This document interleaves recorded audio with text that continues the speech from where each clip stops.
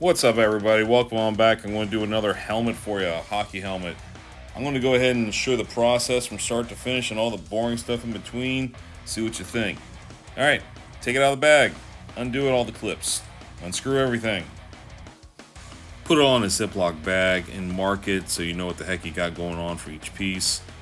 Undo the cage, same thing. I put that in another bag, separate bolts for that.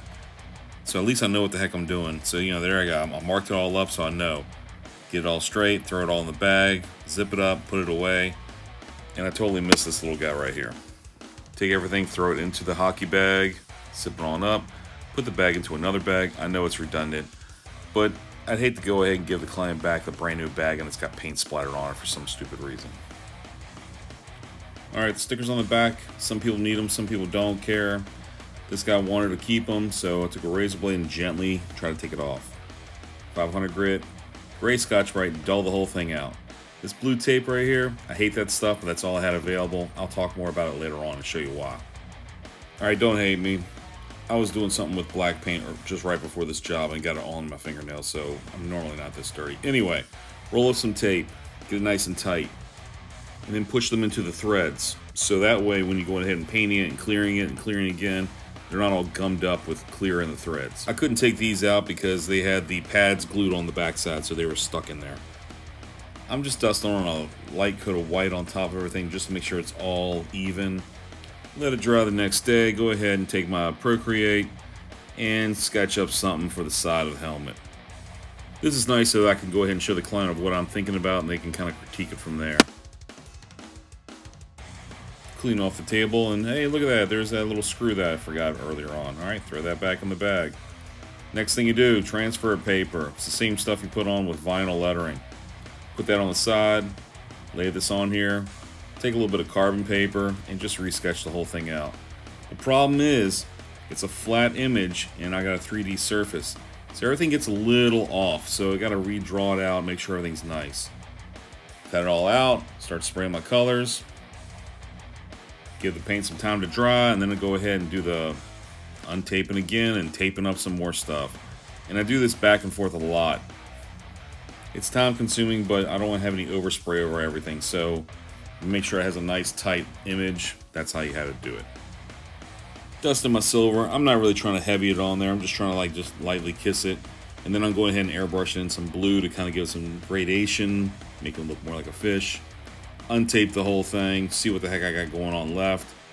Here's for the other side. Alright, here you go. Here's the team logo. Usually you need like an AI file or a vector file of it. Sometimes you go to like Brands of the World and get like the corporate logo of it, but I couldn't find it. Couldn't get anyone a hold of me to give me the information, so I had to go ahead and cut it out myself and do it by hand. And then I go ahead and spray my first color, repeat the process, tape it up, spray the next color, tape it up, and spray the final color. Do everything from lighter to darker. Use the white of the helmet as the base for your brighter colors and go darker from there. It's harder to go from darker to lighter because you had to put more paint on to make it brighter. Same process for the back of the helmet. I went ahead and just kind of freehand it. Peel it all off, put it on. Here's the problem, just like with the fish on the other side, everything's curved on it. So I lay it all on down, and when I peel it off, it's got a lot of wrinkles in it. So I'm cutting it right at the, the crossroads of it, and I'm readjusting the vinyl so it's nice and smooth. Spray my color just like the fish, trick it all out. I don't care about the overspray on the outside edge because I'm going to be spraying that too. Find my center and then go from there. I'm using like 3/4 inch tape and 2-inch tape for everything so I can make it easy on myself. There's the top of the helmet, there's the back of the helmet, the way the lines flow. It looks weird right now, but trust me, it gets better. See the side right there, those pads? I'm trying to mimic those onto the back of the helmet to kind of give it the angle. So I'm trying to make it all like work together. Alright, once it's all taped up, I sit there and go, oh no, I need more stripes, so then I added the more stripes. And now I'll go ahead and just start spraying the whole color blue. Untape it, look how it goes, looks fine to me. Normally I would have left that pinstripe on and spray the red beside it, but I thought I was going to butt it up, but I wasn't sure. So then I got to go ahead and tape it up again. Tape up the fish, put my second stripe on, see how the lines go. That's why I cut it out in those areas. Spray the red. All right, coverage looks good. Untape it, see how it looks. Then back tape it again and go ahead and put my drop shadows around the stripes so it looks like it pops out more. And I did a light dusting around the teeth, so when I untape, at least I know where the heck the teeth are. So as you can see, I did go ahead and put a white stripe around the red and the blue and put a shadowed edge around it to make it pop out a little bit more. And this is the reason why I didn't tape off the 30. I just let it overspray because I put a really heavy black shadow around the whole thing so it pops out more and covers up the overspray, so it's all good. Alright, the fish hook part of it. In my preliminary sketch, I went ahead and put a big old fish hook coming up through his top of his mouth like they caught a fish, and I was going to have the wire going all around the whole side of it. And, I thought it looked pretty decent. So I untaped it, had it looking pretty decent, good enough for my lines. Did a quick pinstripe over the whole thing. I was going to go ahead and show the guy what I was doing, make sure he liked what he saw, and before I could go ahead and do the line quality and show him, he sent me a text message saying this. Well, of course it adds more time and it takes some more work, but hey, if he didn't like it, I'm going to take it off. So here I go, taking it off for him. And I'm just kind of showing you all that, this isn't like a computer thing where you just kind of double tap or right click and you can erase something. I got to do it by hand, so I go ahead over the whole thing with 500 grit, start sanding it down smooth. Yeah, I could have gone ahead and just sprayed over it, but with the lines around there, you may see a shadow edge of the artwork. So I didn't want to just bury it. I had to actually sand it off. So yeah, this took time. This took about 2.5 hours. I gotta let the paint dry. I can't really rush it.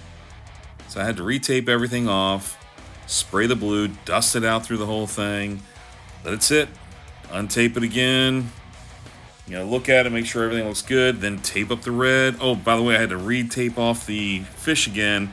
Then I redrew it a little bit more and extended its mouth so it goes over the red so I don't have to spray it all the way down. Redid some of the teeth, redid this, redid that, blah, blah, blah, blah, blah. Get kind of lost in where the hell am I doing with all these teeth. I didn't know what I was doing for a second. So I had to recoup my brain. Tape it all off. Everything looks good. Paper it all up. Respray the red. Untape it again. Look it over again to make sure to see what I was missing or what I was doing right.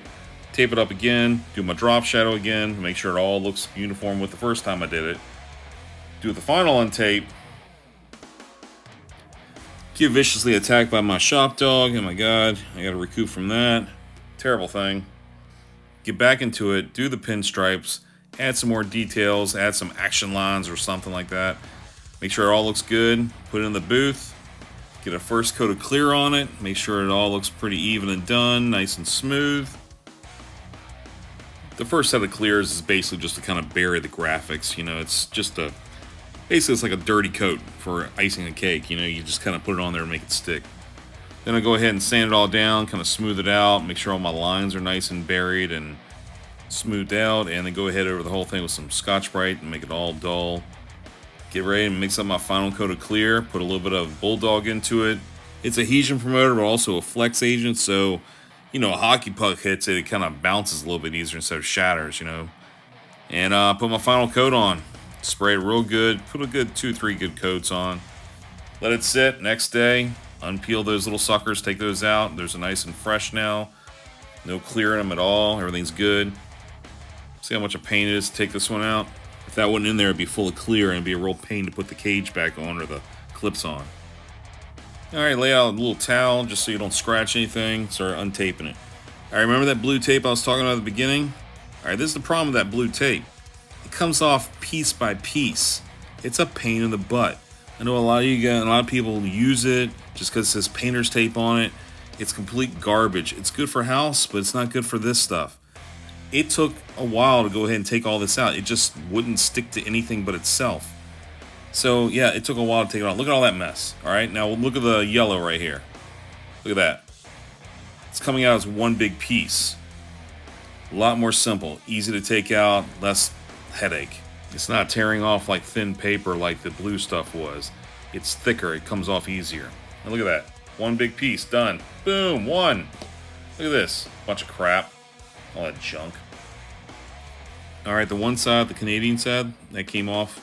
It's like a normal sticker. Stick that back on.